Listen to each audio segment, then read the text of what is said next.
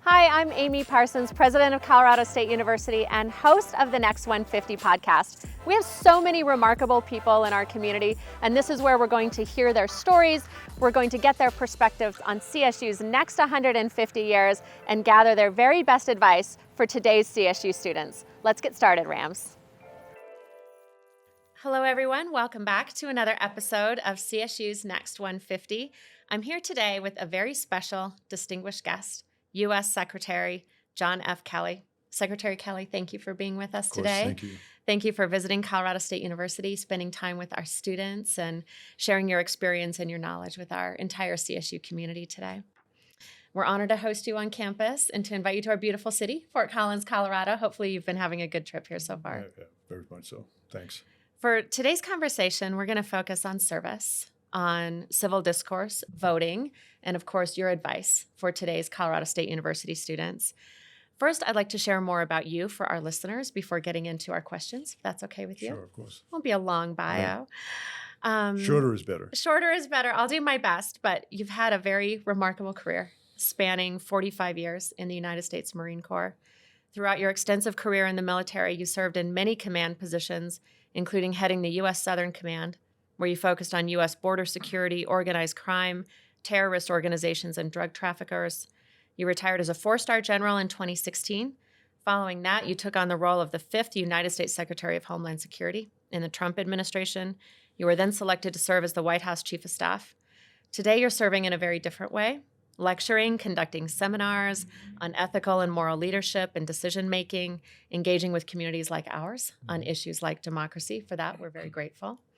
So with so much ground to cover, I think I'd like to start by asking you about your young life as a young adult, since we are an institution of higher education, thousands of young people here starting their careers. What inspired you earlier in your life to pursue a career of service to the country? Well, it was kind of easy back then because you had this thing called the draft. And back in those days, every young man had to register for the draft. The Vietnam War was going. And so that kind of started it. As a kid growing up in Boston, very working class part of the city, which was almost the whole city back then. Every man in my life, and woman for that matter, were survivors, if you will, of World War II and the Depression. Almost every man was a veteran of either World War I, believe it or not, World War II, mostly World War II, or the Korean War. And the expectation was, in my neighborhood, was that you would serve when called. So that started it. So I went in the Marine Corps in 1970, had no idea I'd stay as long as I did. It was for an initial 2-year commitment. Some of my junior leaders, leadership made the case to me that maybe I had some potential to be, also a good Marine officer. So I went that route. But the thing that I learned in the very early days of my life were, service to the nation was automatic. Again, the veterans in my life and their wives, my mom, and it just, I met remarkably good people in the Marine Corps. Different than most in terms of, they were more committed and more focused on service. And again, lower middle class for the most part. But I wanted to be part of it for as long as I could. And 45 years is considerable. Sort of coming full circle in a way to now at this point in your career, working with young people, guest lecturing them. Yeah. Today you spent time with our Army, Air Force, ROTC students, many of our veteran students and their families. What inspires you today towards service and working with those young people who are just starting their careers? Well, when I retired in February 16, I mean, my whole life I'd been in the Marine Corps and in service of the country. So I got this cold phone call. I'm not a political type at all, but a very cold phone call just after the 2016 election about going into the administration. I didn't know anyone in the administration. It was a total cold call. To this day, I don't know why they call me. But it was a great opportunity to continue serving. A lot of opportunities after I left the Marine Corps to make money and all that, but it has never driven me. So I went in as the Department of Homeland Security and then drafted into being the Chief of Staff. When I left those jobs, and I do all the time now. I continue to teach in the war colleges. These are, 40-year-old lieutenant colonel types, and also the Armed Forces has programs for junior general officers, senior general officers, that by law they have to continue the education process. So I do those. I teach seminar, better way to put it, at the FBI Academy in ethics and leadership, decision making. So my way to continue giving back and continue and try to develop the next generation of great leaders. Colorado State University is a land grant institution. So we were founded in that unique history of the country of access to education and world-class research intended to strengthen our security and our economy in the country. And we were founded also on military service and education. And the ROTC programs have been part of the university for 150 years. And we're really proud of that history here and our support for student veterans, understanding that 90% of Americans have not served in the military. What do you think our entire student body or our entire university community should know about that history and that military service in the country and here at CSU that maybe they don't know or don't appreciate? It hasn't always been this way. It has for the most part. But the U.S. military, in the opinion of the average Joe or Jane American, is very high. It's the number one most admired and respected institution in the country, followed by law enforcement and first responders, and then it goes down from there. And even though most Americans, particularly since the advent of the all-volunteer force, don't serve, and frankly, most Americans don't know anyone that's in the armed forces or has ever served, but there's still a sense that these are the men and women that keep me safe back here at home, just like police officers, keep people safe here.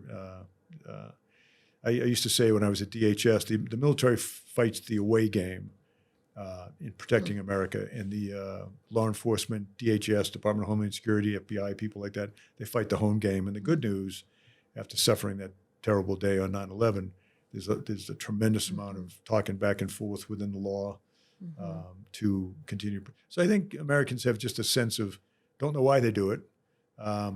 Never thought of doing it myself, but am I sure glad they're doing it. And it's a lot of appreciation there. Yeah. Are there things that people like me who are university presidents can be doing to help inspire more students to go into, for example, Army, Air Force, ROTC, to choose that as a path when they come to college? Certainly there's ways you could encourage the young people to take a look at it. One of the, it saddens me to say that in our country today, 77% of young people between the ages of 18 and 24 are not qualified to join the armed forces. So, and of that 23%, they're not all breaking the doors down, but that's the same population the military draws from, law enforcement draw from, and our first responders draw from. So there's a very small number anyways. But to encourage people to consider it, go down and talk to people about it, it will change their lives for the better. They will become, whether they stay in for 4 years or a lot longer like I did, it does, in a very positive sense, it changes you. One of the biggest things for me and for everybody that goes in the armed forces, it gives you a real sense of what America's all about. I grew up in a very Irish Catholic neighborhood in Boston. I didn't really know any Asian kids or any black people. I didn't know any Protestant people. When I went in the armed forces, there were, and you just realized it's a great country. Frankly, most of us all want the same thing: a job, a family, to be left alone. They're, my favorite sports team to win always, but it is a very, very positive thing on not only the individual's lives, but on American society.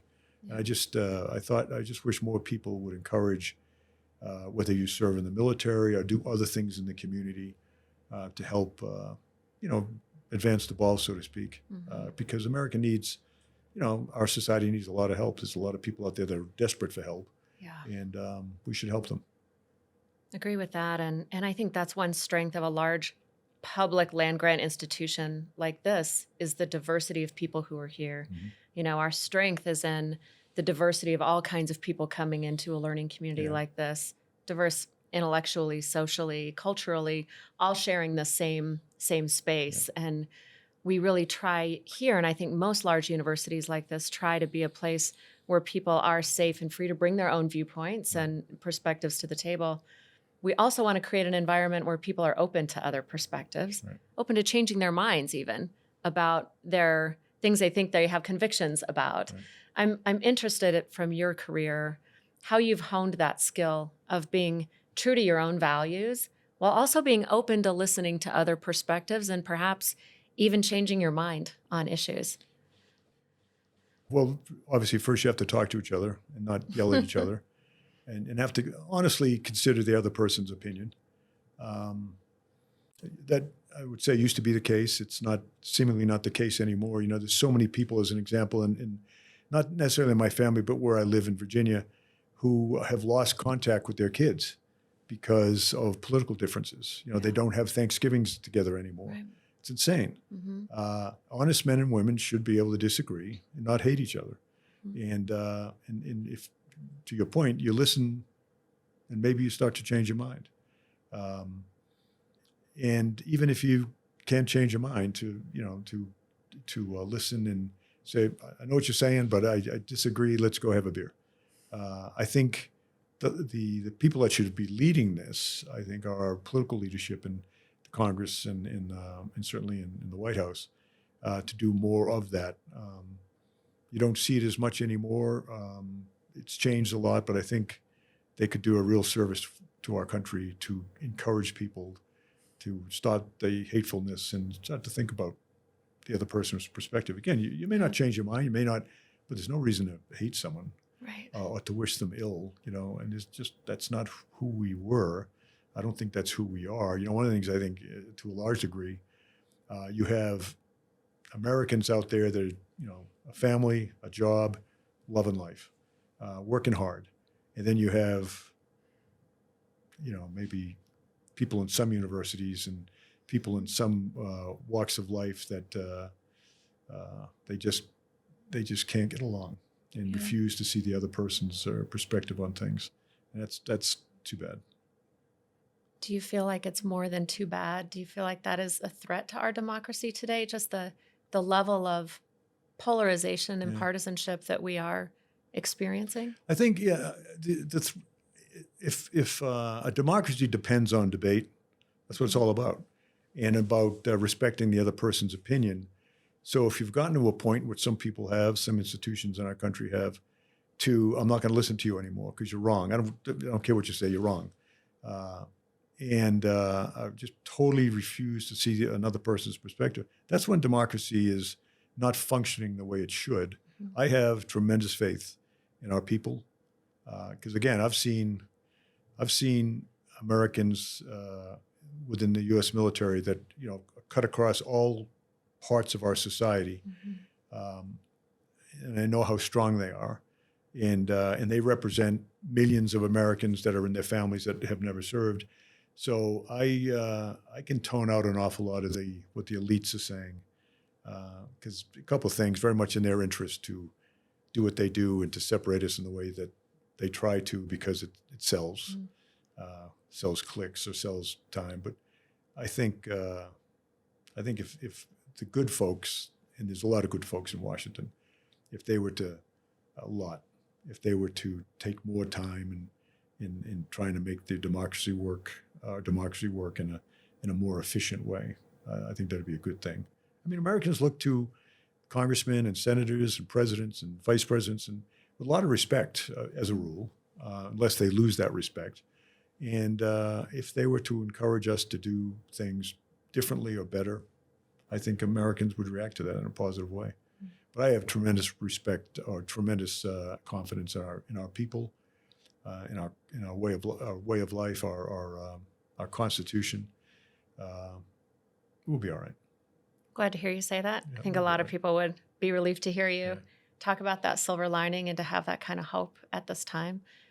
Let's use that to talk a little bit about voting. With the presidential election coming up in 2 months, we have tens of thousands of students here who will be voting for the first time in their lives.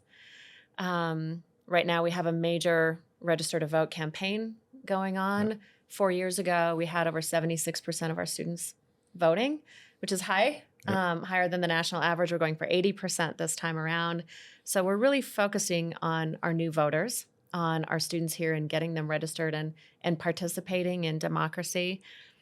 Do you have advice for how our students can best become informed in today's climate, informed about the candidates, informed about issues, so they go in to vote really understanding the issues and how to vote best for them? Well, the first thing, it's obvious, the responsibility of a citizen in a democracy is to know what they're voting for Yeah.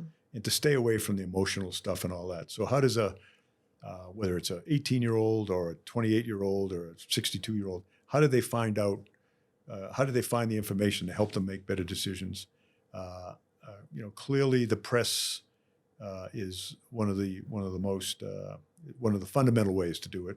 But the press has changed a lot. So, like in my case, I watch a couple of shows on CNN every day, and a couple of shows on Fox News every day, and I read the Wall Street Journal, and which is very middle of the road, I think, but also the New York Times, and I know reporters for the New York Times and the Washington Post, and they're slanted in their directions. But if you just get your source of information and beliefs from one source, you're going to be you're not going to understand really what the issues are. Yeah.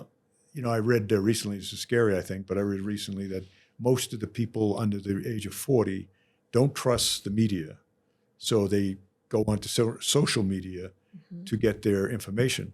Well, social media is in many cases owned and operated by adversaries of ours who are, we just saw, I think yesterday, the Attorney General of the United States going after Russian misinformation on the internet, Iranian misinformation on the internet, and Chinese information.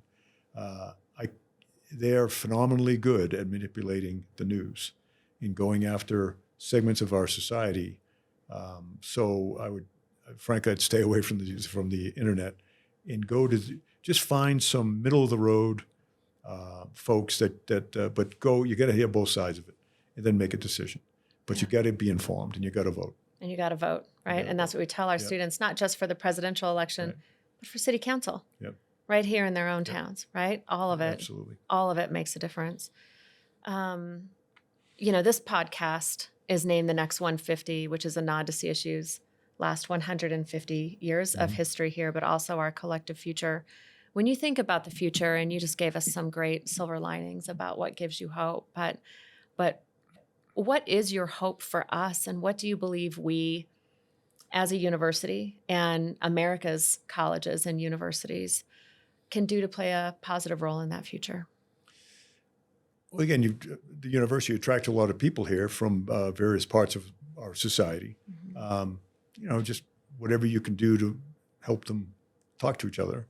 And when there is an issue, a big issue, like say what's happening in the Middle East and Gaza, to bring people together, to give the perspectives on one side and the other side before it gets out of hand. Again, to encourage them to be honest, to be informed.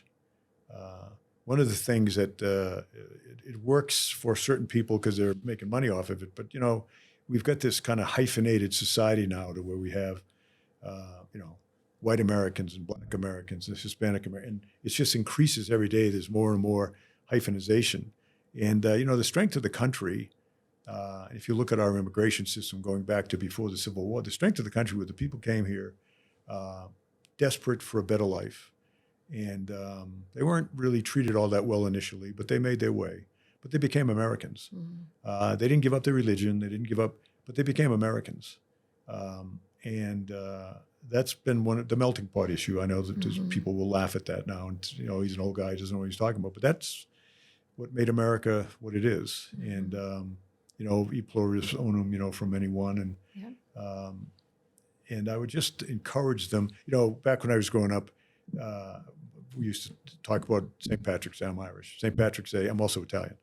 St. Patrick's Day was a sacred day. On St. Patrick's Day, the 17th of March, everyone in the world was Irish. And then on Columbus Day, everyone in the world was Italian. And then on Hanukkah, everyone in the world for just a few minutes was Jewish. And we all understood that there's various parts of our backgrounds, but we were all Americans. We need to really get back to that. Yeah. I think that's great advice for all university presidents and universities to see ourselves as that melting pot. as Don't you said. encourage the hyphenation, Right. you know. Yeah. There are differences in our society. I got that. And that then causes people to make decisions. But we are much stronger as a people than when we're running and following the same rules than we are with people that are just doing their own thing. Yeah. Well, as we're wrapping up this conversation, we always end our conversations with advice to today's college students. And, we just welcomed onto campus a new big class of new students. They're full of energy. Mm-hmm. This is a new class of students who are really disrupted by COVID in their high school careers. Yeah, that's and right. I think they're coming into college now really engaged in a highly energized way. Mm-hmm. They're excited about global issues. They're excited to dig in and work on hard things.